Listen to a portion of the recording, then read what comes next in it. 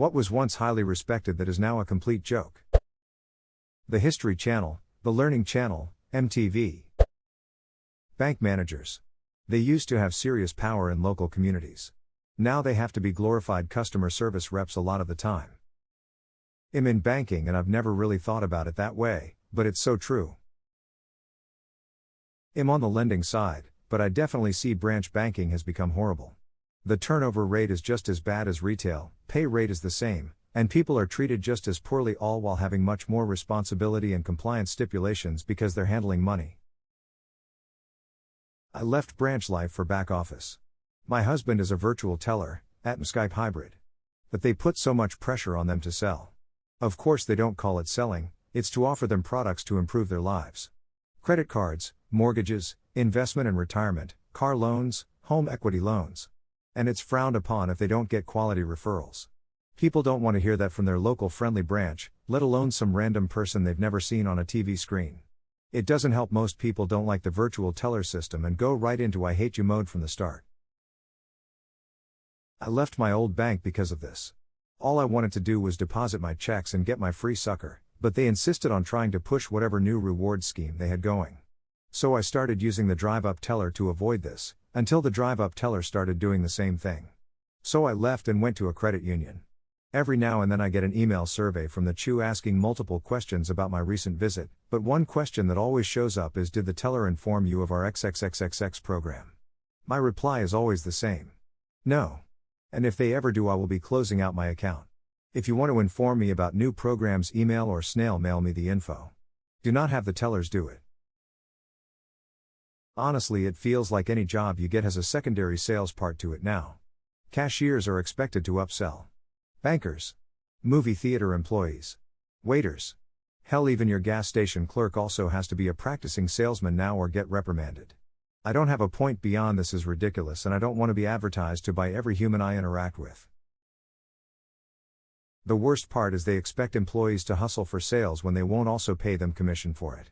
I steadfastly refuse to try and upsell people on anything unless I'm getting a cut. If you're not paying me like a sales role, I'm not going to roleplay being in one for you. Holy shit, yes.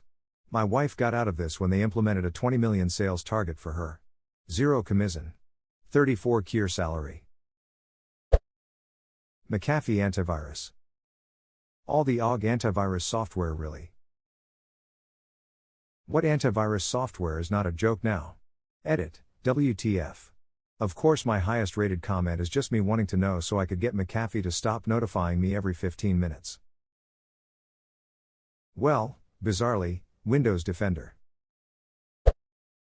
Blizzard, the video game company. There is no Blizzard anymore. Only Activision wearing Blizzard's corpse as a skin suit. That skin will be $9.95. But you'll have to spend $20 on in-game currency. That is game specific. Skin cost 1,600 credits and you can buy 1,500 credits for $9.99.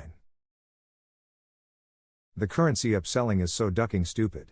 Just let me buy the skin outright instead of making me overspend on made-up coins. It's such an obvious predatory scheme. Why would they let you if the scummy way makes them more money, lol? The food pyramid. How dare you? I am enjoying 6 to 11 servings of bread every day, thank you very much. 11 cups of rice and 5 glasses of milk a day. Don't forget the 2 packs of cigarettes a day. My food pyramid was funded by R.J. Reynolds. Staying at a job out of loyalty. You stay loyal to jobs that take care of you.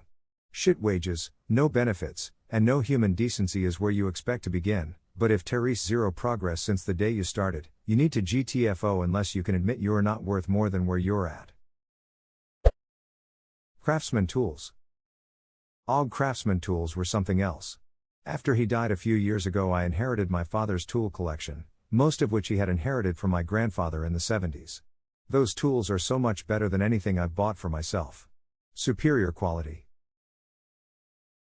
And if they did break, you could just walk into Sears, show it to them, and they'd give you a replacement, no questions asked. Hand tools, non-wear items, that is, so no power tools, saw blades, etc. The Guinness Book of World Records, once a well-established and professional collection of every impressive human feat, now a quick ego boost for rich kids that have barely enough talent to balance an egg on their forehead for 15 seconds on a July afternoon at exactly 11:55 a.m. while wearing a Hello Kitty onesie. The Book of Records used to be feats of amazing skill and talent. Now it has records like who can put the most clothespins on their face. All you have to do to beat them is have a bigger face. Bill Bailey. I think it was an episode of Cats Does Countdown where they tried to beat world records between doing the numbers and letters and accomplished at least one. That was with no practice or preparation either. Shortly after that, Lee Mack, another UK comedian, got the world record, since broken, for darts bullseyes in 1 minute. At least Mack is a keen amateur darts player. If someone like me tried it, I'd be lucky to hit one outer bowl with 50 throws. People are going to reflexively deny its initial popularity, but Facebook. It even used its exclusivity as its primary marketing tool during its initial launch only for colleges. The name Nimrod in ancient Rome, Nimrod was a mighty hunter, and now it means fool or incompetent because Bug Bunny called Elmer Fudd a Nimrod sarcastically, and the audience didn't catch the sarcasm or reference, or both. Edit, as many have pointed out, Nimrod is in the Bible, and some are suggesting the name is older than that, so I'm striking the Roman reference.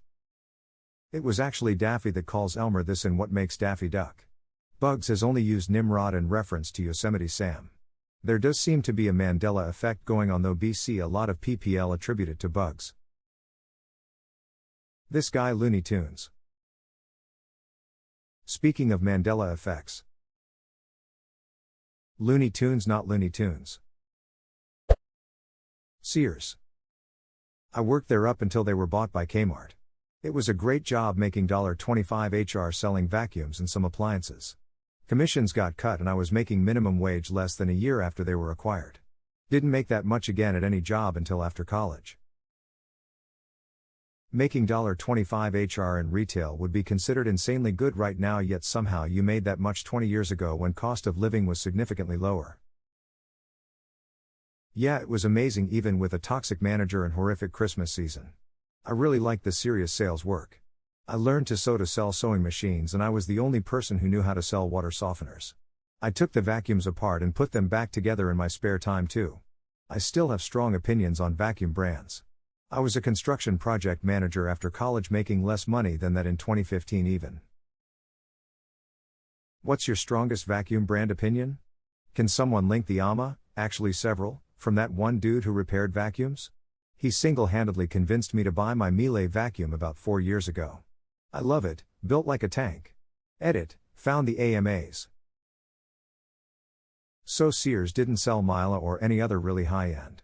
However, I was in on the action when Dyson took off. I was not a fan, I much prefer bags, but I was making $50 commission for each one sold, and another $25 if I sold a warranty. For a good vacuum on the $200 range there was no beating the dual-motor Panasonic-made Kenmore.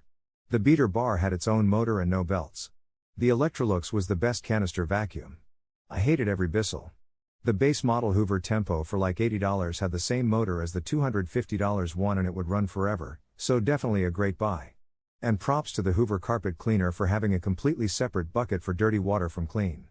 The Bissell was hot garbage with a nasty and hard to clean bladder system. In my daily life, I do not care about vacuums. But damn, for the 2 minutes I was reading your post I was involved.